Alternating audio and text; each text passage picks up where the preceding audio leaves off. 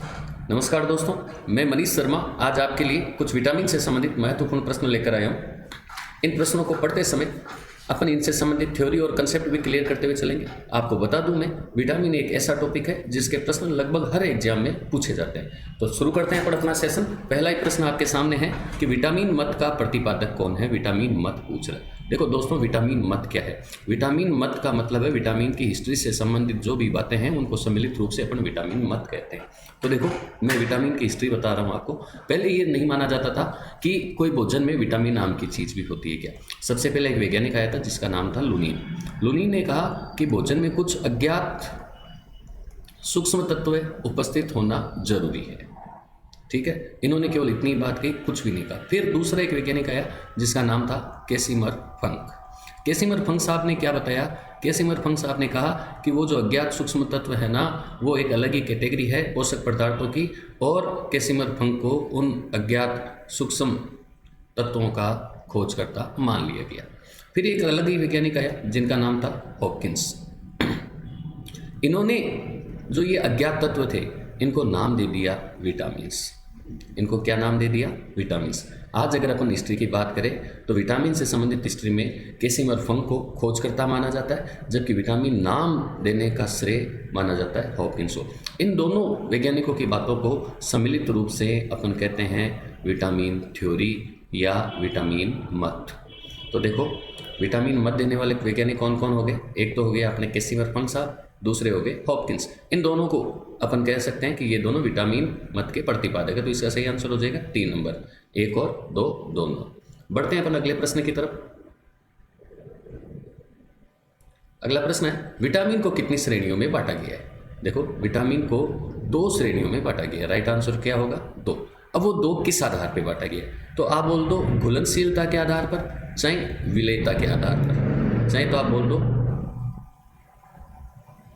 घुलनशीलता के आधार पर, और चाहे आप बोल दो विलेयता के आधार पर। घुलनशीलता के आधार पर आप ध्यान रखना, सामान्यतः जितने भी कार्बनिक पदार्थ है या शरीर से संबंधित जो पदार्थ होते हैं वो या तो वसा में घुलते हैं या फिर जल में घुलते हैं। मैं बात कर रहा हूँ विटामिन्स की। ध्यान रखना है कि वसा में घुलनशील विटामिनों की संख्या अधिक है। वसा में घुलनशील विटामिन अधिक है, जबकि जल में घुलनशील विटामिन कम है। कितने हैं? 2 ही है। वाटर सोल्यूबल अगर विटामिन की बात करें तो 2 ही विटामिन है। विटामिन मोटे मोटे तौर पे आपको मैं बता देता हूँ कि एक होता है विटामिन ए, दूसरा बी, तीसरा सी, चौथा डी, 5वां ई और 6ठा के। ये 6 विटामिन मोटी श्रेणी है। इन 6 विटामिनों की अगर अपन बात करें तो मैं कह रहा हूँ कि वसा में घुलनशील विटामिन अधिक है। इसका मतलब विटामिन ए, vitamin D, vitamin E, vitamin के, ये 4 वसा में घुलनशील है। देखो दोस्तों, स्पेलिंग की तरफ मत जाना, आप दिमाग में बात रखना कि वसा में घुलनशील विटामिन अधिक है तो ए, डी, ई, के ये अधिक से मिलता जुलता शब्द बनता है। जबकि अगर वाटर सोल्यूबल विटामिन की बात करें तो वाटर सोल्यूबल विटामिन को याद रखने का सीधा सा फंडा है, आप WBC याद रखो। W यहाँ स्टैंड करता है वाटर के लिए, बी स्टैंड करता है विटामिन बी के लिए, और सी स्टैंड करता है विटामिन सी के लिए। यानी वाटर सोल्यूबल विटामिन हो गए बी और सी। ध्यान रखना दोस्तों, यहाँ से प्रश्न बार बार पूछा जाता है घुलनशीलता के आधार पर विटामिनों में से कि कौन सा विटामिन जल में घुलनशील है, कौन सा वसा में घुलनशील है। आगे भी इस प्रकार के प्रश्न आएंगे। इस कंसेप्ट को दिमाग में रखना है कि वसा में घुलनशील विटामिन अधिक है। तो विटामिन कितनी श्रेणियाँ हो गई? विटामिन की 2 श्रेणियाँ हो गई। बढ़ते हैं अगले प्रश्न की तरफ। देखो, वसा में घुलनशील विटामिन कौन से हैं? यहीं पर आपका ये कंसेप्ट क्लियर हो जाएगा। आपको पता है वसा में घुलनशील विटामिन अधिक है। अधिक है मतलब ए, डी, ई, के। तो क्या वसा में घुलनशील सी है क्या? नहीं है। बी है क्या? नहीं है। B12 है क्या? इसको एक बार आप स्टार मार्क लगा के रख दो।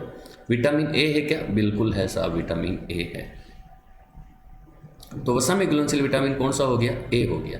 दोस्तों मैं आपको बता दूं, B12 एक ऐसा विटामिन है जो वसा में घुल सकता है, फैट सोल्यूबल होता है, और ये भी लीवर में आपके इकट्ठा हो सकता है। क्योंकि ध्यान रखना दोस्तों, वसा में घुलनशील विटामिन यकृत में ज़रूर जमा होंगे, क्योंकि आपकी बॉडी के अंदर वसा यकृत और मांसपेशियों में जमा होती है, डिपॉजिट होती है। वसा में घुलनशील विटामिन वसा में घुलकर ही आपकी बॉडी में इकट्ठे होंगे। तो वसा में घुलनशील विटामिनों का एक स्रोत, प्रमुख स्रोत मान सकते हैं अपन यकृत। जबकि देखो वाटर सोल्यूबल जो विटामिन है ना, वो हमेशा जल के साथ ही बॉडी में रहते हैं और जल के साथ बॉडी से बाहर निकल जाते हैं, यानी इनका मूत्र में उत्सर्जन होता है। कौन कौन से विटामिन का? बी और सी का। चले आगे अपन अगले प्रश्न की तरफ। तो देखो B12 है ना, जो 10th और 12th लेवल की वैकेंसीज है ना दोस्तों, उसमें तो इतनी डीप का प्रश्न आएगा नहीं कि B12 वसा में घुलनशील है या नहीं है, परंतु जो कोई रीट की तैयारी कर रहा है या हायर एग्जाम की तैयारी कर रहा है, उनको ध्यान में रखना है कि B12 वसा में घुलनशील विटामिन है। बढ़ते हैं अगले प्रश्न की तरफ।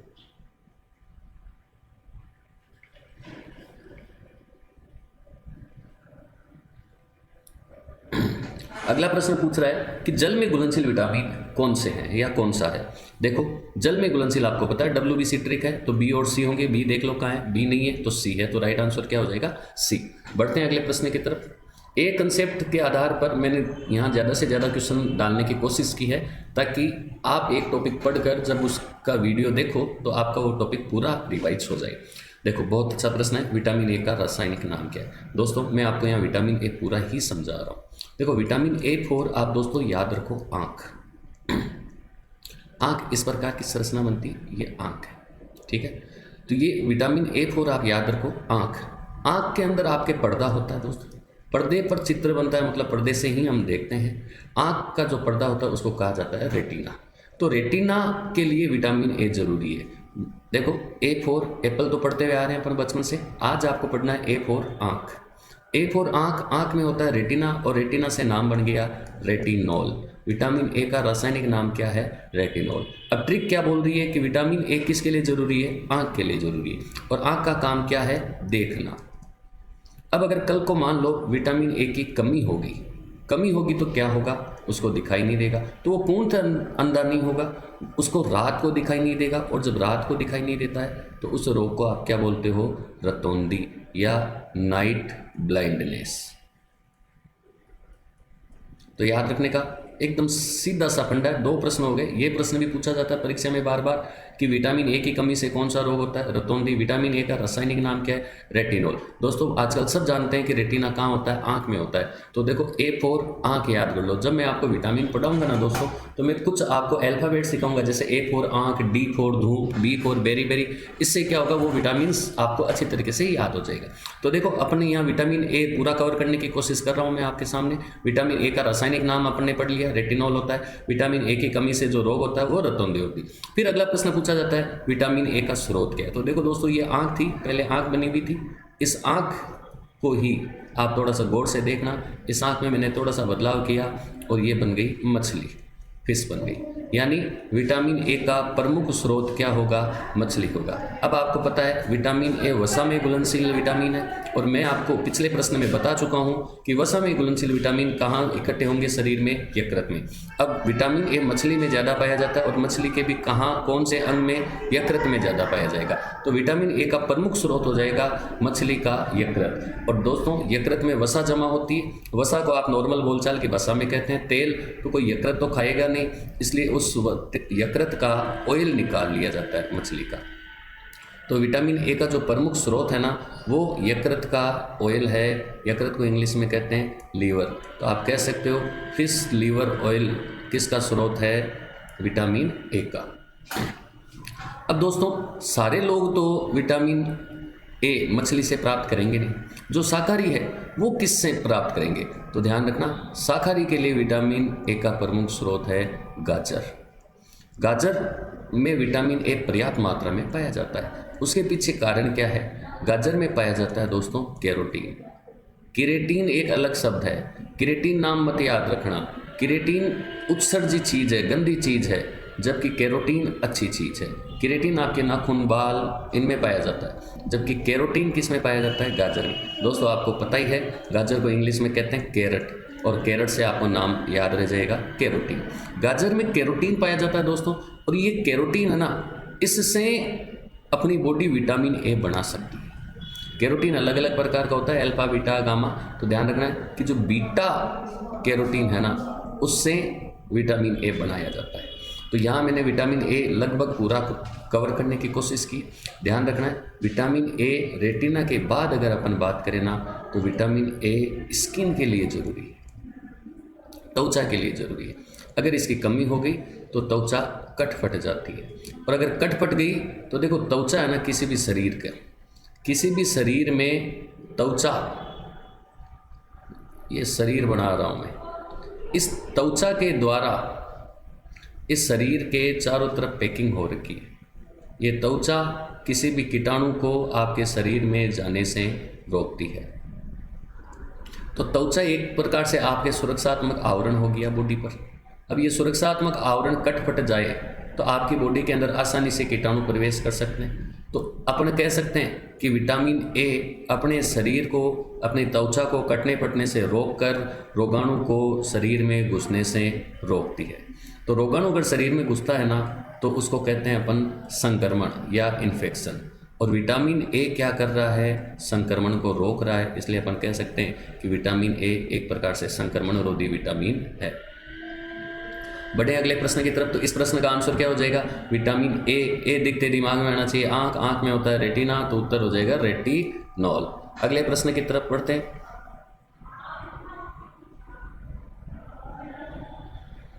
किस विटामिन की कमी से रतौंधी रोग होता है? देखो, रतौंधी देखने का काम, आंख का काम मतलब vitamin A. Right answer is B, option सही हो जाएगा। दोस्तों, अगर कंसेप्ट क्लियर कर लिया तो प्रश्न देखते ही हल हो जाएगा। आपको बिल्कुल भी टाइम नहीं लगेगा, कुछ भी नहीं सोचना है। बात आ गई संक्रमण रोधी, मतलब शरीर में रोगाणु को घुसने से रोकने वाला विटामिन, वही त्वचा को सुरक्षा प्रदान करता है। त्वचा के स्वास्थ्य के लिए कौन सा विटामिन जरूरी है, विटामिन ए। तो किस विटामिन को संक्रमण रोधी विटामिन कहेंगे, विटामिन ए को। यहाँ मैंने आपको विटामिन ए समझाया है पहले, उसके बाद विटामिन के प्रश्न आपसे मैं पूछ रहा हूँ। ज़्यादातर बच्चे मेरे हिसाब से जिसका कंसेप्ट क्लियर हो गया है वो आसानी से सही उत्तर दे सकते हैं। बढ़ते हैं अगले प्रश्न की तरफ। कह रहा है यकृत, यकृत नाम आ गया, एवं आंतरीय श्लेष्मा की कोशिका में कौन सा विटामिन संचित होता है? तो सीधी सी बात है दोस्तों, संचित की बात हो रही है तो पानी में जो घुलने वाले विटामिन है वो तो संचित होते नहीं। कौन से विटामिन संचित होंगे? जो फैट सोल्यूबल है, जो वसा में घुलनशील है। और वसा में घुलनशील विटामिन देखो इनमें से कौन कौन से हैं? देखो सी तो इसका उत्तर होगा नहीं, क्यों? क्योंकि ये तो है वाटर सोल्यूबल। ठीक है, अब बच गए कौन से, ए, के, डी। मैं आपको बता दूं, के और डी अपनी बॉडी बनाती है। जो चीज़ बॉडी बना रही है ना, उसको स्टोर करने की ज़्यादा आवश्यकता पड़ती नहीं है। तो ये दो भी नहीं होंगे उत्तर, तो उत्तर क्या हो जाएगा, विटामिन ए। बढ़े अगले प्रश्न की तरफ।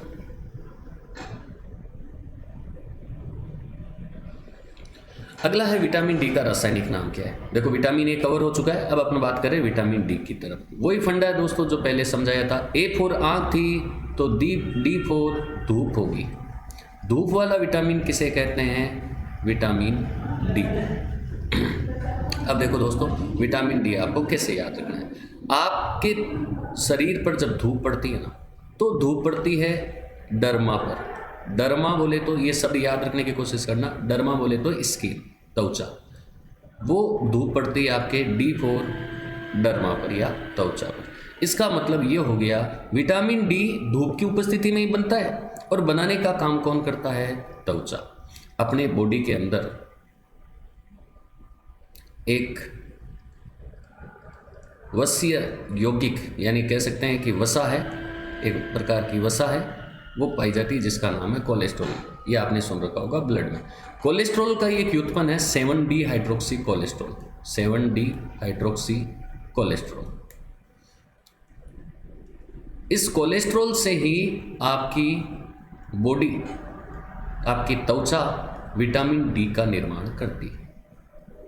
ध्यान रखना है, ये कोलेस्ट्रॉल आपके ब्लड में पाया जाता है, धमनियों में जमा हो जाता है, हार्ट अटैक आता है, वही कोलेस्ट्रॉल है। परंतु ये आपकी बॉडी में कुछ अच्छे काम भी करता है, ये विटामिन डी बनाता है। विटामिन डी के अलावा बहुत सारे हार्मोन बनाने में भी कोलेस्ट्रॉल काम में लिया जाता है अपनी बॉडी के अंदर। जैसे आपने नाम सुन रखा है एस्ट्रोजन, टेस्टोस्टेरोन, ये कोलेस्ट्रॉल से बनने वाले हार्मोन। बड़े तो देखो विटामिन डी त्वचा के द्वारा, किसके द्वारा, त्वचा के द्वारा सूर्य के प्रकाश की उपस्थिति में बनाया जाता है। बनता किससे है? कोलेस्ट्रॉल से। कोलेस्ट्रॉल क्या काम आता है? हार्मोन बनाने के काम आता है। विटामिन डी भी किससे बन रहा है? कोलेस्ट्रॉल से। यानी विटामिन डी हार्मोन से मिलता जुलता हो गया। तो कल को पूछे कौन सा विटामिन हार्मोन की भांति कार्य करता है, तो उत्तर होगा विटामिन डी। अब देखो विटामिन डी क्या करता है। विटामिन डी, आप डी बोलते हो, विटामिन डी, तो शब्द ऐसे एक दूसरा शब्द बोल रहा हूं मैं, हड्डी। विटामिन डी तो जोर किस पे पड़ा? हड्डी पर। अगर आप हड्डी की स्पेलिंग भी देखोगे तो इसमें 2 डी आ रहा है, ठीक है। यानी विटामिन डी, डी फॉर हड्डी, हड्डी के लिए जरूरी होता है। विटामिन डी किसके लिए जरूरी होता है? हड्डी के लिए। आपको पता है हड्डी में क्या पाया जाता है? कैल्शियम। तो विटामिन डी कैल्शियम के लिए जरूरी होता है, इसलिए इसका रासायनिक नाम हो जाएगा कैल्सीफेरोल। क्या नाम हो जाएगा दोस्तों? कैल्सीफेरोल। देखो विटामिन डी आपको याद रखना है तो 2 शब्द आपको याद रखने पड़ेंगे। एक डी फॉर धूप, धूप पड़ती है त्वचा पर, इसका मतलब त्वचा विटामिन डी बनाती है।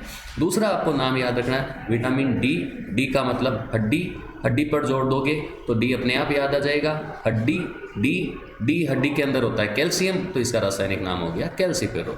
अब अगर विटामिन डी की कमी हो गई दोस्तों तो हड्डियों के अंदर कैल्शियम की कमी हो जाएगी, और कैल्शियम की कमी होगी तो हड्डियां हो जाएगी कमज़ोर। यानी विटामिन डी की कमी होने पर प्रभावित होने वाला अंग कौन सा है? हड्डी है। अब हड्डियों की एक खास बात होती है, हड्डियां कुछ लोगों में यानी बच्चों में तो बढ़ती रहती और वयस्क में उनमें वृद्धि रुक जाती है। तो अब हड्डियां जिनकी बढ़ती रहती है वो अलग प्रकार से प्रभावित होगी, और अगर कोई वयस्क है उसमें हड्डियां अलग प्रकार से प्रभावित होगी। अगर बच्चे की बात करें तो बच्चे में हड्डियां कोमल होकर कमज़ोर हो जाएगी, इस रोग को आप कहोगे रिकेट्स। जबकि वयस्क के अंदर इसी रोग को आप बोलोगे ओस्टियोमलेशिया। ओस्टियो शब्द कहीं आ जाए इसका मतलब होता है हड्डी, और मलेशिया शब्द कहीं आ जाए इसका मतलब होता है कोमल या नाजुक। तो देखो ओस्टियोमलेशिया नाम से पता चल रहा है कि हड्डियां नाजुक हो जाएगी। मलेशिया शब्द आप दोस्तों कहीं पढ़ो ना तो इसका मतलब होगा कोमल। जैसे एक शब्द लिख रहा हूं आपके सामने, केरेटोमलेशिया, केरेटोमलेशिया। अब ये जो केरेटोमलेशिया शब्द है इसमें आपको मलेशिया शब्द दिख रहा है, इसका मतलब कोमल होगा। अब कोमल क्या होगा? कॉर्निया। केरेटो मतलब कॉर्निया, आँख का कॉर्निया कोमल हो जाता है। इस बीमारी का नाम क्या है? केरेटोमलेशिया। ये मैं जो आपको रूट वर्ड बता रहा हूँ ना दोस्तों, ये रूट वर्ड जरूर याद रखो आप, इससे आपको बायोलॉजी पढ़ने में आसानी होगी। तो प्रश्न क्या है अपने सामने? विटामिन डी का रासायनिक नाम क्या है? तो अपने को पता है डी फॉर हड्डी, हड्डी में होता है कैल्शियम, कैल्शियम से क्या बन गया? कैल्सीफेरोल।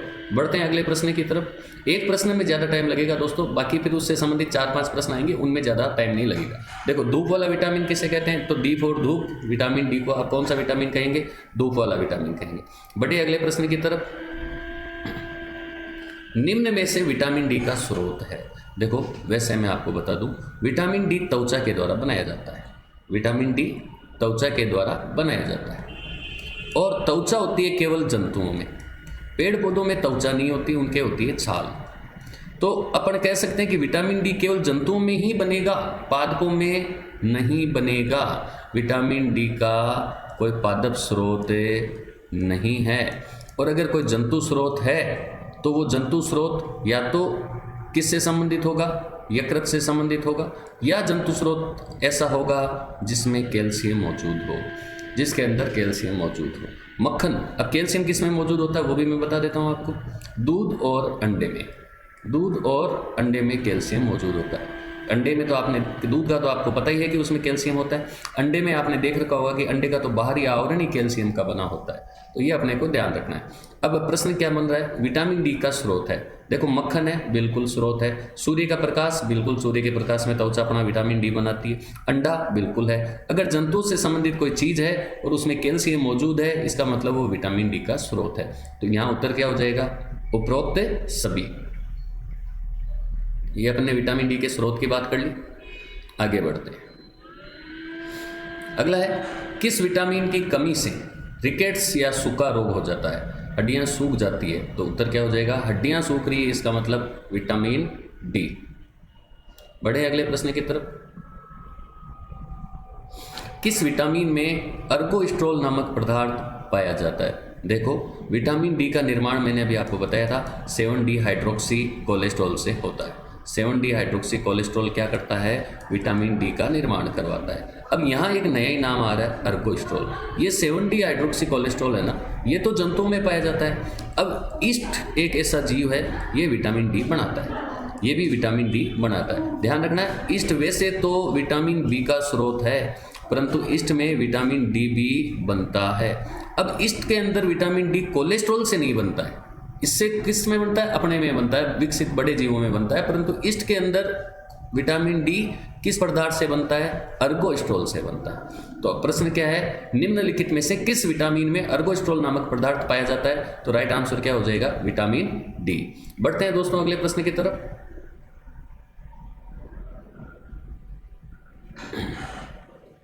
किस विटामिन की कमी से ओस्टियोमलेशिया नामक रोग हो जाता है? देखो शब्द पकड़ो, ओस्टिया मतलब हड्डी, और हड्डी नाम आते विटामिन डी। तो ओस्टियोमलेशिया हड्डियों का कोमल होना विटामिन डी की कमी से होता है। बढ़ते हैं अगले प्रश्न की तरफ। शरीर में कैल्शियम एवं फास्फोरस के अवशोषण एवं उपयोग को कौन सा विटामिन नियमित करता है? तो सीधी सी बात है, कैल्शियम नाम आ रहा है आपके सामने, इसका मतलब विटामिन डी। बढ़े अगले प्रश्न की तरफ।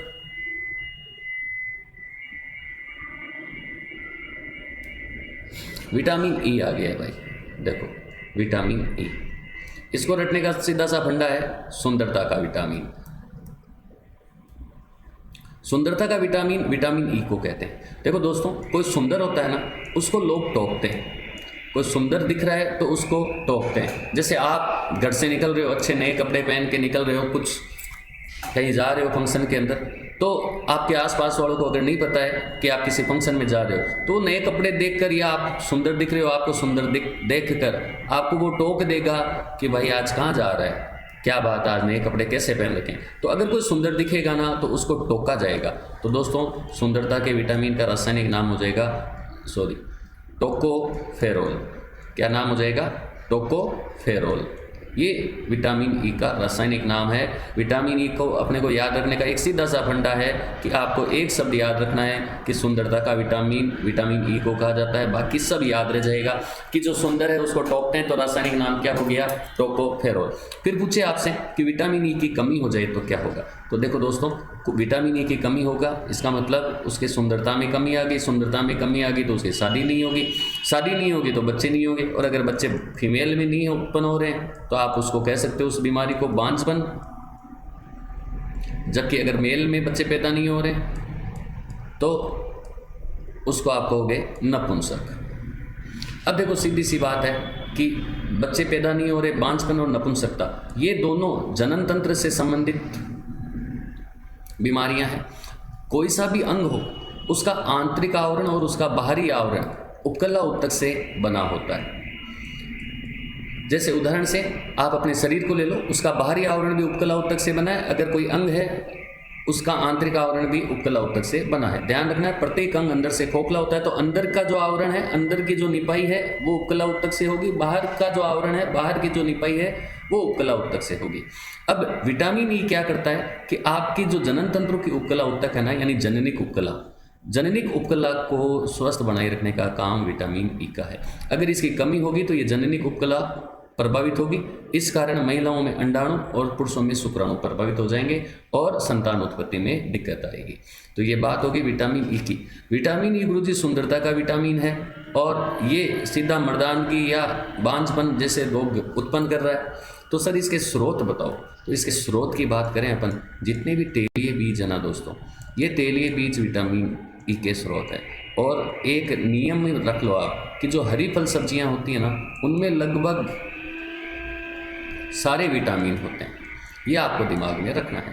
तो देखो विटामिन ई का रासायनिक नाम क्या है, प्रश्न क्या है, विटामिन ई का रासायनिक नाम क्या है? विटामिन ई नाम आते ही दिमाग में आना चाहिए सुंदरता का विटामिन, और सुंदर है तो उसको टोका जाएगा। तो विटामिन ई का रासायनिक नाम क्या हो गया, टोकोफेरोल। बढ़ते हैं अगले प्रश्न की तरफ। किस विटामिन की कमी से बांझपन रोग हो जाता है? सीधी सी बात है, सुंदर नहीं होगा, शादी नहीं होगी, बच्चे नहीं होंगे, तो विटामिन के, सॉरी विटामिन ई, सुंदरता का विटामिन। बढ़े अगले प्रश्न की तरफ। निम्न में से कौन सा विटामिन ई का स्रोत है? देखो तेल बिल्कुल है, तेली बीज। सोयाबीन से भी तेल निकलता है, बिल्कुल है। अंडे की जर्दी में भी विटामिन ई पाया जाता है। देखो यहाँ एक कॉमन सेंस है, ऑप्शन यदि काम में लो कि जब दो ऑप्शन में विटामिन ई है और चौथा ऑप्शन उपरोक्त सभी है, इसका मतलब तीसरे में भी वो होगा। तो अंडे की जर्दी में भी विटामिन ई पाया जाता है। बढ़े अगले प्रश्न की तरफ। विटामिन के की बात हो रही है दोस्तों कि विटामिन के का रासायनिक नाम क्या है। देखो के को आप ऐसे याद रखो, क्विनोन, ये नाम आपको याद रखना है। कैसे विटामिन के और के से क्विनोन। अब ये क्विनोन है ना, ये दो प्रकार का होता है। एक होता है नेप्ता क्विनोन, आपको या तो ऑप्शन में नेप्ता क्विनोन मिलेगा या फिर आपको ऑप्शन में मिलेगा फिनोक्विनोन। ये हो गया विटामिन के। तो विटामिन के का रासायनिक नाम क्या हो जाएगा? नेप्ता क्विनोन या बोल दो फिनाक्विनोन। अब देखो विटामिन के क्या है। ये विटामिन के है ना, ये अपने आंत में जीवाणु के द्वारा बनाया जाता है, इसलिए सामान्यतः अपने इसकी कमी होती नहीं है। ये आंत में जीवाणु के द्वारा बनाया जाता है, कमी होती नहीं है। क्यों? क्योंकि ये विटामिन अपने लिए बहुत जरूरी है। क्यों जरूरी है? क्योंकि विटामिन के ब्लड क्लोटिंग के लिए आवश्यक है, रुधिर का थक्का बनाने के लिए आवश्यक है। अगर विटामिन के की कमी होगी तो खून जमेगा नहीं चोट लगने पर, इसलिए ये विटामिन जरूरी है। अगर विटामिन के अपने ऊपर डिपेंड करता, अपन को उसे आहार या भोजन के माध्यम से अपन लेते, तो हो सकता है कभी ना कभी अपने इसको खाना भूल जाते और अपने शरीर में कमी हो जाती। इसलिए भगवान ने आपके सिस्टम ही ऑटोमेटिक ऐसा बनाया है कि सामान्यतः विटामिन के की कमी नहीं होगी। और अगर आप स्रोत इसके बढ़ाने चाहो तो मैं आपको बता चुका हूँ कि ग्रीन फ्रूट्स एंड वेजिटेबल्स में लगभग सारे विटामिन पाए जाते हैं। अब ये रुधिर का थक्का बनाने में काम आता है। बढ़े अगले प्रश्न की तरफ। किस विटामिन को रक्त स्राव रोधी विटामिन कहते हैं? अब देखो रक्त स्राव यानी खून बह रहा है और रोधी यानी रोकना, रोकने वाला मतलब थक्का बनाने वाला विटामिन, तो आंसर क्या हो जाएगा? विटामिन के। बढ़ते हैं अगले प्रश्न की तरफ। किस विटामिन की कमी से हीमोफीलिया रोग उत्पन्न होता है? हीमोफीलिया रोग का मैं बता दूं, ये एक आनुवंशिक रोग है जिसमें रुधिर का थक्का नहीं बनता है। तो विटामिन के की कमी से भी रुधिर का थक्का नहीं बनता है, तो यानी के की कमी होगी तो हीमोफीलिया रोग हो जाएगा। बढ़ते हैं अगले प्रश्न की तरफ। किसमें विटामिन के पाया जाता है? देखो हरी फल सब्जियों में, गोभी को ध्यान रखना, हरी फल सब्जी माना जाता है। सोयाबीन में बिल्कुल पाया जाता है। टमाटर में हरी फल सब्जी पाया जाएगा, तो उपरोक्त सब्जी। यहाँ आपने देखो दो ऑप्शन पकड़ लिए। स्रोत के जो प्रश्न आते हैं ना, वो आप सब विवेक से करोगे ना तो आसानी से सही कर लोगे, क्योंकि आप स्रोत कितना रटोगे। अब यहाँ गोभी की जगह कल को पालक आ जाता तो उसमें भी विटामिन के होता है। हरी फल सब्जियों में सभी विटामिन होते हैं। टमाटर भी हरी फल सब्जियों में काउंट होगा, गोभी भी हरी फल सब्जियों में काउंट होगी। तो दो ऑप्शन सही है, तो तीसरे में भी विटामिन के पाया जाएगा। दोस्तों ये जितने भी प्रश्न मैं आपके लिए लेकर आया हूँ, ये कभी ना कभी किसी न किसी कंपटीशन में आए हुए प्रश्न ही है। बढ़ते हैं अगले प्रश्न की तरफ। सर्वप्रथम किस विटामिन की खोज की गई? ये बहुत अच्छा प्रश्न है।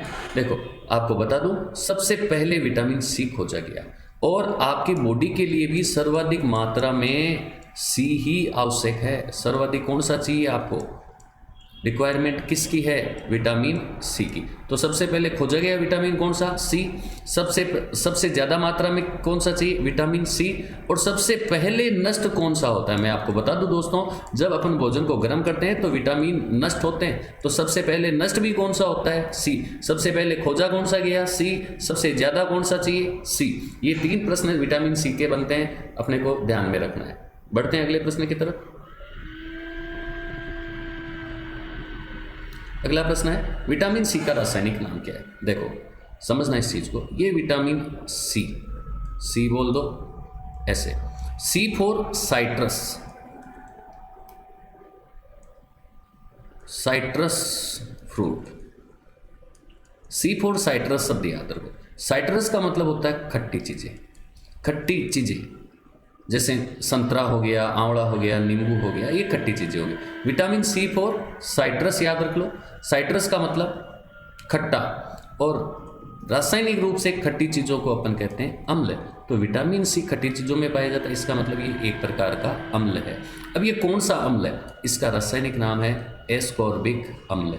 देखो दोस्तों, अगर एक इतनी सी बात याद रख लोगे ना कि विटामिन सी, सी का मतलब साइट्रस, खट्टा, और खट्टा इसका मतलब अम्ल। तो देखो कभी भी जब ये प्रश्न परीक्षा में आता है ना, तो अम्ल नाम एक ही जगह दिखेगा आपको। बाकी सब अलग अलग विटामिनों के नाम ही होंगे। तो विटामिन सी का रासायनिक नाम क्या हो गया? एस्कॉर्बिक अम्ल। देखो दोस्तों, विटामिन सी, सी से आपने को याद रखना है स से स्कर्वी। इसकी कमी से जो रोग होता है ना, उस रोग का नाम है स्कर्वी रोग। इस स्कर्वी रोग में मसूड़ों से रक्त स्राव होना शुरू हो जाता है, मसूड़ों से खून बहना शुरू हो जाता है। कारण क्या है? मसूड़े अपना स्थान छोड़ देते हैं, उसमें भोजन पचना शुरू हो जाता है, जीवाणु उत्पन्न हो जाते हैं, वो जीवाणु उन मसूड़ों को नुकसान पहुंचाते हैं, इसमें से ब्लड आना शुरू हो जाता है। कई बार मसूड़ों से दुर्गंध भी आना शुरू हो जाती है। मसूड़ों से जब दुर्गंध आती है तो उस बीमारी को कहते हैं पायरिया। ध्यान रखना, ये बीमारी सबसे पहले नाविकों में हुई थी, वो कारण आपके अभी समझ में आ जाएगा। इस कारण इसको नाविक रोग भी कहा जाता है। देखो दोस्तों, ये जो विटामिन सी है ना, ये आपकी बॉडी में वाटर सोल्यूबल विटामिन है, तो ये आपकी बॉडी में इकट्ठा नहीं होता है, शरीर से बाहर निकलेगा और ये मूत्र के द्वारा बाहर निकलता है। पिछले प्रश्न में बता चुका हूँ कि विटामिन सी सर्वाधिक मात्रा में चाहिए, विटामिन सी सर्वाधिक मात्रा में चाहिए। जो ज़्यादा खाओगे वही ज़्यादा बाहर निकलेगा, यानी मूत्र में भी अगर आपसे पूछा जाए तो कौन सा विटामिन मौजूद होगा? सी। अब देखो, मूत्र में वाटर सोल्यूबल विटामिन दोनों होंगे, यानी बी भी होगा सी भी होगा, परंतु ज़्यादा मात्रा में सी होगा क्योंकि सी ज़्यादा खा रहे हैं आप। ठीक है, आपसे पूछ ले आपके शरीर को रोजाना सर्वाधिक मात्रा में कौन सा चाहिए? Vitamin C. अब आओ इधर, ये जो विटामिन सी है ना दोस्तों, ये विटामिन सी खट्टी चीज़ों में पाया जाता है, और खट्टी चीज़ें पादप स्रोत ही होती है। आप किसी जंतु को काट कर देखोगे, जंतु को खा के देखोगे तो वो खट्टा नहीं दिखेगा, यानी खट्टी चीज़ें केवल और केवल पादपों से प्राप्त होती, यानी विटामिन सी के केवल और केवल पादप स्रोत ही पाए जाते हैं। विटामिन सी जंतुओं में नहीं पाया जाता है, विटामिन सी का कोई जंतु स्रोत नहीं है, चाहे वो खट्टाई क्यों नहीं हो। जैसे दही, दही खट्टा है परंतु उसमें विटामिन सी नहीं होगा। क्यों नहीं होगा? क्योंकि वो किससे प्राप्त हो रहा है? जंतुओं से प्राप्त हो रहा है। विटामिन सी केवल ऐसी खट्टी चीज़ों में पाया जाएगा जो पादपों से प्राप्त होता है। अब अगर विटामिन सी सर्वाधिक मात्रा में पूछे ना दोस्तों, तो विटामिन सी सबसे ज़्यादा पाया जाता है आंवले में। बाकी पादपों से प्राप्त होने वाली सभी खट्टी चीज़ों में विटामिन सी पाया जाएगा, चाहे वो संतरा हो, चाहे नींबू हो, चाहे किन्नू हो, कुछ भी हो। मैं कुछ नाम आपको ऐसे बता रहा हूँ जिनमें खट्टापन नहीं दिखाई देता है परंतु उनमें विटामिन सी होता है, जैसे पत्ता गोभी, जैसे मिर्च, जैसे पपीता।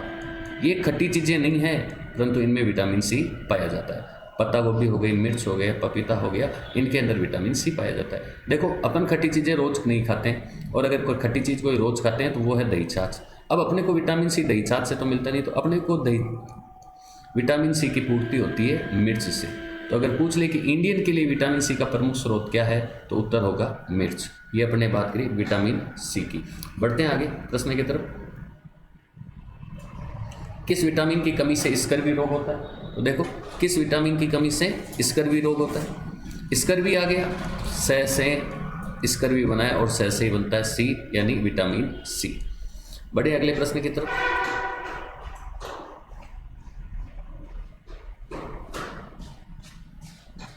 किस विटामिन की कमी से घाव नहीं बढ़ते हैं? देखो दोस्तों, ये बहुत अच्छा प्रश्न है। अभी हमने एक विटामिन तो पढ़ा था, संक्रमण रोधी विटामिन। अब संक्रमण रोधी विटामिन की बात करें अपन, तो संक्रमण रोधी विटामिन हो गया विटामिन ए, ये अपन पढ़ चुके हैं। अब यहाँ क्या बोल रहा है? घाव नहीं बढ़ते। ये घाव क्यों नहीं बढ़ते हैं दोस्तों? तो ये आपको दिमाग में रखना है कि अपने शरीर की इम्यूनिटी यानी रोग प्रतिरोधक क्षमता जब कम हो जाती है ना, तो घाव नहीं बढ़ते। इसीलिए डॉक्टर घाव बढ़ने के लिए आपको एंटीबायोटिक देता है ताकि आपकी बॉडी की रोग प्रतिरोधक क्षमता बढ़े। रोग प्रतिरोधक क्षमता बढ़ाने के लिए विटामिन सी जरूरी होता है दोस्तों। इसलिए ध्यान रखना है कि अगर विटामिन सी की कमी हो गई तो रोग प्रतिरोधक क्षमता कम हो जाएगी, रोग प्रतिरोधक क्षमता कम हो जाएगी तो घावे नहीं भरेंगे। तो उत्तर क्या होगा? Vitamin C. दोस्तों, ये प्रश्न है। और एक प्रश्न आता है रक्त स्राव रोधी, खून को बहने से रोकने वाले। ये तीन प्रश्न मिलते जुलते हैं और इन तीनों के उत्तर अलग अलग। देखो, संक्रमण रोधी विटामिन ए को कहते हैं क्योंकि ये त्वचा को सुरक्षित रहता है। रोग प्रतिरोधक क्षमता या घाव की बात करें तो विटामिन सी उत्तर होगा। क्यों? क्योंकि ये डब्ल्यूबीसी के निर्माण में मदद करता है। रक्त स्राव रोधी की बात करें तो विटामिन के। कई विद्वान ऐसा मानते हैं कि विटामिन के कारण खून बहना नहीं रुकेगा, इसलिए घाव कैसे भरेगा? तो अपन कह देंगे कि विटामिन के की कमी से घाव नहीं बढ़ते। नहीं दोस्तों, विटामिन के रक्त स्राव को रोकता है। अब आंतरिक रक्त स्राव भी हो सकता है, नाक से भी हो सकता है, कहीं से भी हो सकता है, कान से भी हो सकता है। यहाँ पर रक्त स्राव को रोकने के लिए विटामिन के जरूरी है। इंटरनल ब्लीडिंग भी हो सकती है, तो वो विटामिन के की कमी होगी तो इंटरनल ब्लीडिंग भी नहीं रुकेगी। घाव की बात करें, इम्यूनिटी की बात करें, रोग प्रतिरोधक क्षमता की बात करें तो बात उत्तर सही होगा विटामिन सी। बढ़ते हैं अगले प्रश्न की तरफ। निम्न में से किस में विटामिन सी पाया जाता है? तो देख लो, विटामिन सी आपको पता है खट्टी चीज़ों में पाया जाता है। 4 ऑप्शन दिए हुए, आंवला खट्टा है मतलब विटामिन सी होगा, गाजर खट्टी नहीं है इसका मतलब नहीं होगा, दूध खट्टा नहीं इसका मतलब नहीं होगा, पनीर में भी नहीं होगा। क्यों नहीं होगा दूध और पनीर में? क्योंकि ये दोनों जंतुओं से प्राप्त होते हैं, जबकि मैं बता चुका हूँ विटामिन सी केवल और केवल पाचकों से प्राप्त होता है। फिर बच्चे 2 ऑप्शन, आंवला और गाजर। गाजर खट्टा नहीं है इसलिए गाजर नहीं होगा और सही आंसर क्या हो जाएगा? आंवला। बढ़ते हैं अगले प्रश्न की तरफ। किस विटामिन B1 का रासायनिक नाम क्या है? देखो दोस्तों, अब अपन पढ़ना शुरू कर रहे हैं विटामिन बी।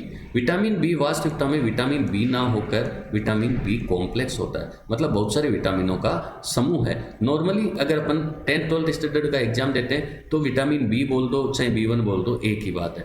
परंतु अगर डिटेल में बात करें तो विटामिन बी कई प्रकार के होते हैं, B1 B2 ऐसे कई प्रकार के होते हैं। यहाँ चाहे आपसे B1 का रासायनिक नाम पूछे चाहे विटामिन बी का रासायनिक नाम पूछे, एक ही आंसर होगा थायमीन। थायमीन वैसे तो B1 का रासायनिक नाम है, परंतु नॉर्मल बोलचाल की भाषा में इसे विटामिन बी का भी रासायनिक नाम कहा जाता है। विटामिन बी कई प्रकार का है, इनके रासायनिक नाम से प्रश्न पूछे जाते हैं। तो दोस्तों देखो मैं बता देता हूँ, ये थायमीन तो है विटामिन B1।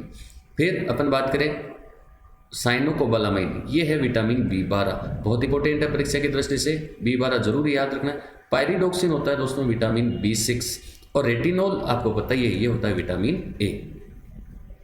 बढ़े अगले प्रश्न की तरफ।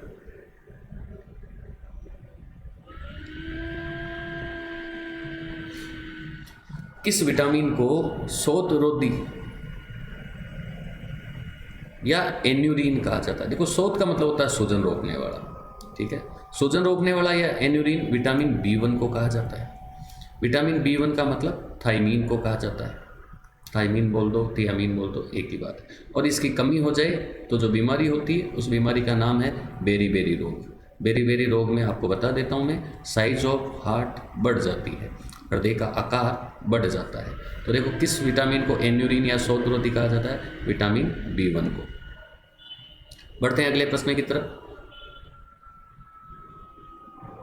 आगे आप किस विटामिन की कमी से बेरी-बेरी रोग उत्पन्न होता है? ये मैं बता चुका हूँ आपको, विटामिन B1 की कमी से बेरी-बेरी रोग उत्पन्न होता है। B1 बोल दो चाहे B बोल दो, एक ही बात है। फिर बढ़ते हैं अगले प्रश्न की तरफ।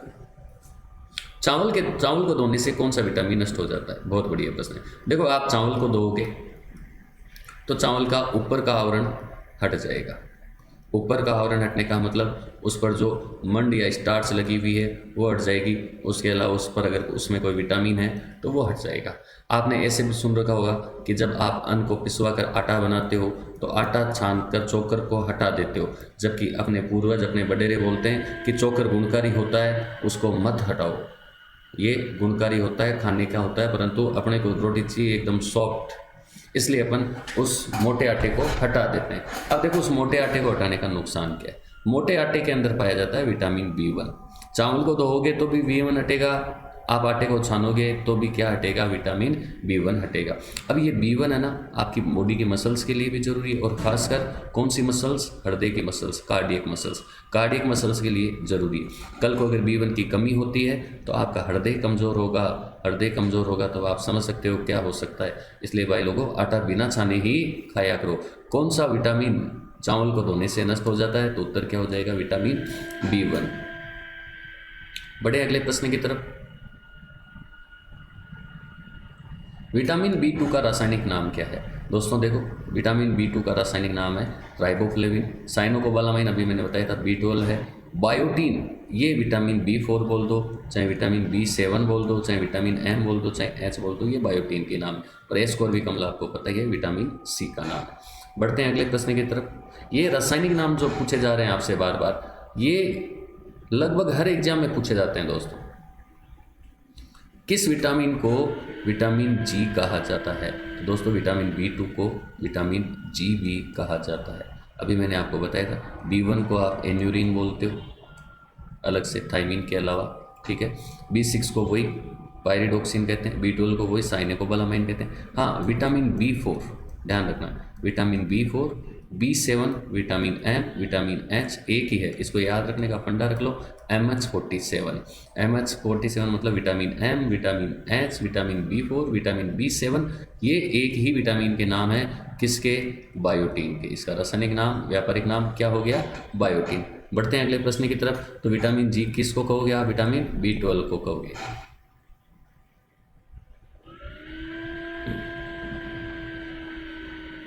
देखो, विटामिन B2 की कमी से कौन सा रोग होता है? विटामिन B2, देखो अभी B1 की तो अपन बात कर चुके हैं, कौन सा रोग होता है? बेरी बेरी, याद रखना। B2 की बात करें तो B2 के अंदर जो बीमारी उत्पन्न होती है ना, उस बीमारी का नाम है किलोसिस, मुंह के किनारे फट जाते हैं, या कई बार ग्लोसाइटिस। इसमें जीभ थोड़ी मोटी सी हो जाती है, जीभ पर अलग ही प्रकार के सफ़ेद दाने दिखाई देना शुरू हो जाते हैं।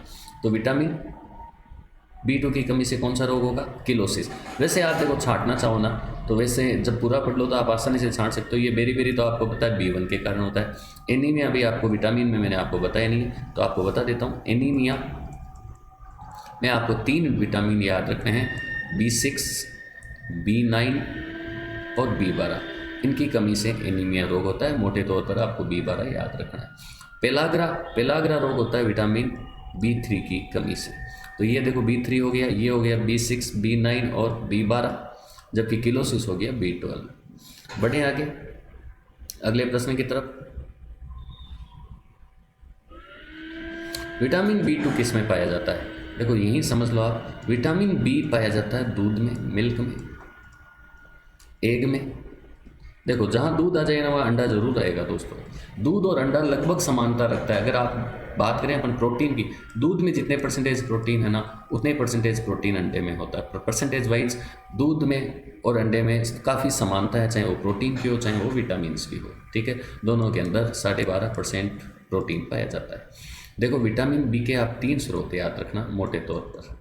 एक हो गया दूध, दूसरा हो गया अंडा, तीसरा हो गया इन तीनों के अंदर विटामिन B पाया जाता है। अब प्रश्न पूछ रहा है विटामिन B2 मतलब पार्ट ऑफ विटामिन B है, तो B2 पनीर में, पनीर दूध से बनता है, पाया जाएगा। अंडे में दूध अंडा एक बार पाया जाएगा। जिगर में, अब देखो 2 प्रश्न सही हो जाए ना, तो तीसरा अपने को यहाँ सही मानना पड़ेगा जिगर में। क्यों? जिगर में मैं आपको बता चुका हूँ B12 इकट्ठा होता है, तो ये तीनों ही सही है। तो उत्तर क्या हो जाएगा? उपरोक्त सभी। आगे बात करते हैं अपन, किस विटामिन की कमी से बर्निंग फिट सिंड्रोम होता है? अब देखो छांटने की कोशिश करना। विटामिन B12, B2 की कमी से किलोसिस होता है, तो ये तो नहीं होगा। विटामिन B6 और B12 मैं बता चुका हूँ, B6, B12 और B9 तीनों बताए हैं अभी मैंने आपको। इनकी कमी से क्या होता है? एनीमिया। तो आप आसानी से छांट सकते हो कि B6, B9, B12 की कमी से एनीमिया होता है, B2 से किलोसिस होता है। तो बर्निंग फुट सिंड्रोम यानी पैरों में जलन लगेगी, वो किस विटामिन की कमी से लगेगी? विटामिन B5 की कमी से लगेगी। बढ़ते हैं अगले प्रश्न की तरफ।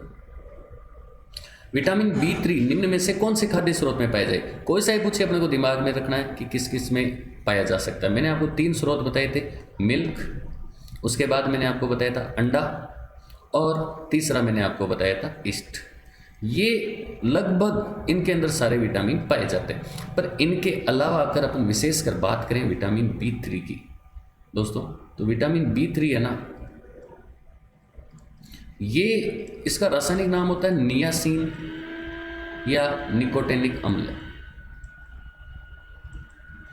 ये जंतु स्रोत में पाया जाता है, जंतुओं में पाया जाता है। अलग से याद रखना है कि B3 कौन से स्रोत पाया जाता है? B3 के जंतु स्रोत पाए जाते हैं। अब देखो यकृत में पाया जाएगा, मांस में पाया जाएगा, इन 2 में पाया जाएगा, तो तीसरे में होगा ही होगा। तो उत्तर क्या हो जाएगा? उपरोक्त सभी। देखो ये जो नियासिन या निकोटेनिक एसिड है ना, इसकी कमी से एक बीमारी होती है जिसका नाम है पेलेग्रा रोग। ठीक है, कुछ किताबों में B5 में दे रखा है दोस्तों, अपने को B3 में याद रखना। पेलेग्रा रोग या इस पेलेग्रा रोग को ही कहा जाता है 4D रोग, 4D वाला रोग। 1D का मतलब क्या होता है दोस्तों? 1D का मतलब होता है डायरिया, जिसमें दस्त लगती है। दूसरे D का मतलब होता है डर्मा या डर्मेटाइटिस। अब ये जो डर्मेटाइटिस है ना, डर्मा शब्द मैं आपको विटामिन D में बता चुका हूँ, ये त्वचा से संबंधित है। और कल वाले वीडियो में बता चुका हूँ कि इटिस शब्द कहीं आ जाए इसका मतलब रोग है, तो ये त्वचा से संबंधित रोग हो जाता है उसको। तीसरे D का मतलब होता है डिमेंशिया। डिमेंशिया का मतलब होता है दोस्तों पागलपन। तो जब अगर पेलेग्रा रोग होगा, विटामिन B3 की कमी से होगा, तो सबसे पहले उसके अंदर दस्त और त्वचा रोग जैसे लक्षण प्रकट होंगे। और जब लंबे समय तक विटामिन B3 की कमी हो गई तो उस कंडीशन में व्यक्ति पागल भी हो सकता है। और चौथे D का मतलब होता है डेथ, यानी हरि मिलन। तो विटामिन B3 की कमी से पेलेग्रा रोग या 4D रोग हो सकता है। ये प्रश्न भी परीक्षा में बार बार आया हुआ है कि पेलेग्रा रोग किस विटामिन की कमी से होता है, तो आंसर होगा विटामिन B3। ध्यान रखना है, कई किताबों में B5 दे रखा है, आपको B3 ही याद रखना है। अगला देखो आ गया ना, किस विटामिन की कमी से पेलेग्रा रोग होता है, तो आंसर क्या हो गया विटामिन B3। बढ़े अगले प्रश्न की तरफ। अगला प्रश्न, निम्न में से किस खाद्य पदार्थ में विटामिन B5 पाया जाता है। विटामिन B5 में निम्न में से कौन से खाद्य पदार्थ पाए जाते हैं, यानी कौन से खाद्य पदार्थ में B5 पाया जाता है। देखो मेवा, दूध, एक ही बात है, दूध से मेवा बनता है, अंडा, तो B5 की बात हो रही है। B3 में विशेषकर याद रखना, आपको एक B12 में याद रखना, बाकी मैं आपको बता चुका हूँ, दूध, अंडा और ईस्ट, ये 3 नाम याद रखना। तो B5 उपरोक्त सभी में पाया जाएगा। अगला प्रश्न है, विटामिन B6 का रासायनिक नाम क्या है। तो देखो अपन चलते हैं, सबसे पहले बायोटीन। बायोटीन को मैंने याद रखने का फंडा बताया, MH47, vitamin M, vitamin H, vitamin B4, vitamin B7। Retina, retina मतलब आँख, आँख मतलब A, विटामिन A। थायमीन मैं आपको बता चुका हूँ B1, तो बच गया पायरिडोक्सिन। पायरिडोक्सिन किसका नाम हो गया, विटामिन B6 का नाम हो गया। बढ़े अगले प्रश्न की तरफ। किस विटामिन की कमी से एनीमिया हो जाता है, तो मैं आपको बता चुका हूँ, B6, B9 और B12, इन तीनों की कमी से होता है। ऑप्शन में देख लो कौन सा दिया हुआ है, तो ऑप्शन में अपने पास विटामिन B6 मौजूद है, तो राइट आंसर क्या हो जाएगा विटामिन B6। बढ़े अगले प्रश्न की तरफ। विटामिन B7 का रासायनिक नाम क्या है, वही MH47। MH47 किसको कहते हैं अपन, विटामिन B7 यानी बायोटीन को। देखो यहाँ आप आराम से निकाल सकते हो, निकोटिनिक अम्ल, B3, thymine, B1, retinol, vitamin A। इस प्रकार से सोल्व किया करो दोस्तों, ताकि आपकी बार बार प्रैक्टिस हो, वो आपको अच्छी तरीके से याद हो जाए। अगला है, लकवा किस विटामिन की कमी से होता है, तो वही MH47 बोल दो, चाहे क्या बोल दो, बायोटीन। बायोटीन की कमी से बाल नहीं झड़ते, कमी से बाल झड़ते हैं। अधिकता से नपुंसकता आती है, यानी बैलेंस बना हुआ रहना चाहिए। बाल उगाओगे तो बाल बच्चे नहीं रहेंगे, कमी हो गई तो बाल चढ़ेंगे, अधिकता हो गई तो नपुंसकता आ जाएगी, ये ध्यान रखना है। साथ में अगर कमी आ रही है, मतलब मांसपेशियाँ कमज़ोर हो रही है, बाल झड़ रहे हैं, बालों की जो मांसपेशियाँ हैं वो कमज़ोर हो रही है, तब बाल झड़ रहे हैं, और ज़्यादा कम विटामिन 7 की कमी हो गई तो और शरीर की बाकी मांसपेशियाँ भी कमज़ोर हो जाएगी और व्यक्ति को लकवा या पैरालिसिस हो सकता है। अगला प्रश्न, विटामिन B7 पाया जाता है, बहुत अच्छा प्रश्न है देखो, ठीक है। विटामिन B7 लगभग हर जगह पाया जाता है, इसकी सामान्यतः कमी नहीं होती है, बाल झड़ते हैं, उसके पीछे कारण दूसरा होता है। विटामिन MH47 लगभग दूध, अंडे, ईस्ट के अलावा फलों में भी पाया जाता है, सब्जियों में भी पाया जाता है, ये बात मैं आपको बता चुका हूँ। हरी फल सब्जियों में लगभग सारे विटामिन होते हैं और चॉकलेट में भी पाया जाता है, तो राइट आंसर क्या हो जाएगा, उपरोक्त सभी। फिर बढ़ते हैं अगले प्रश्न की तरफ। विटामिन B12 को किस नाम से जाना जाता है, ये इंपॉर्टेंट प्रश्न है, इसको आप अच्छी तरीके से पढ़ने की कोशिश करना। देखो विटामिन B12 को अपन कहते हैं साइनो कोबालामाइन, ठीक है, ये इसको कहा जाता है। इसका रासायनिक नाम क्या हो गया, साइनो कोबालामाइन। देखो साइनो शब्द कहीं आ जाए ना, इसका मतलब होता है नीला। तो एक प्रश्न आता है विटामिन B12 का रंग कैसा होता है, तो भाई रंग कैसा होता है, नीला। जैसे आपने एक शब्द सुन रखा होगा साइनाइड। अब साइनाइड एक प्रकार का जहर है, बॉडी में जाएगा तो बॉडी का कलर कैसा हो जाएगा, नीला। साइनो शब्द कहीं आगे, इसका मतलब होता है नीला। कोबाला का मतलब हो गया कोबाल्ट। तो विटामिन B12 में कौन सा तत्व पाया जाता है, तो राइट आंसर क्या हो जाएगा, कोबाल्ट, ठीक है। साथ में ध्यान रखना है, ये वसा में घुल सकती है, और वसा में घुल सकती है इसलिए विटामिन B12 का कहाँ स्टोरेज हो सकता है, ये कृत्रिम स्टोरेज हो सकता है। बढ़ते हैं अगले प्रश्न की तरफ। विटामिन B9 का रासायनिक नाम क्या है, देखो चलो, टोकोफेरोल किसका हो गया, विटामिन E का। रेटिनॉल किसका हो गया, A का। बायोटीन किसका हो गया, MH47 का। तो बचा क्या, फोलिक एसिड। विटामिन B9 का रासायनिक नाम क्या है, फोलिक एसिड। और ध्यान रखना है, विटामिन B9, B6, B12 इनकी कमी से एनीमिया रोग होता है। अगला प्रश्न है, पर्नीशियस एनीमिया रोग उत्पन्न होता है। तो देखो एनीमिया तो आपको पता है B6 से भी होता है, B9 से भी होता है और B12 से भी होता है। तो पूछ कौन सा रहा है? पर्नीशियस। तो पर्नीशियस होता है B12 से। ऑप्शन विधि काम में लो।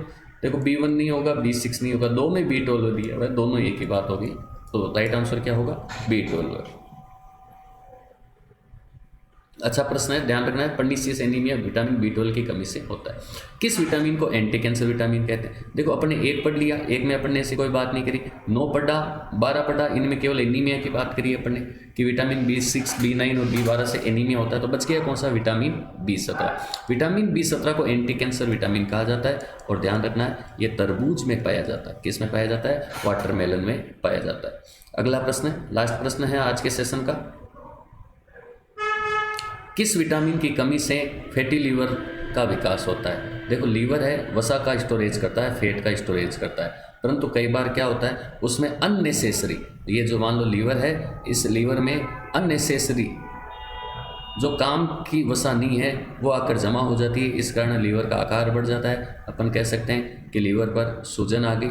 इस सूजन वाली कंडीशन को ही आप क्या कहते हो? फैटी लीवर कहते हो। तो ध्यान रखना है, फैटी लीवर देखो A, B, C तीनों पढ़ चुके हैं अपन ने, इनकी बात ही नहीं करी, यानी इनके कारण तो नहीं होगा। फैटी लीवर होता है कोलिन विटामिन के कारण। अगर कोलिन विटामिन की कमी हो गई तो इसको अपन कह सकते हैं अपनी बॉडी में कौन सा लीवर की कौन सी स्थिति हो जाएगी? फैटी लीवर हो जाएगी। तो धन्यवाद दोस्तों, आज के इस सेशन के अंदर, इस क्लास के अंदर मैंने विटामिन से संबंधित जितने भी प्रश्न एग्जाम में आए हुए थे वो सारे कवर किए। इससे बाहर कोई प्रश्न ऐसा बचा नहीं है जो विटामिन का हो और मैंने यहाँ कवर नहीं किया है। धन्यवाद। अगर आपको वीडियो अच्छा लगता है तो इस वीडियो को शेयर जरूर करेगा।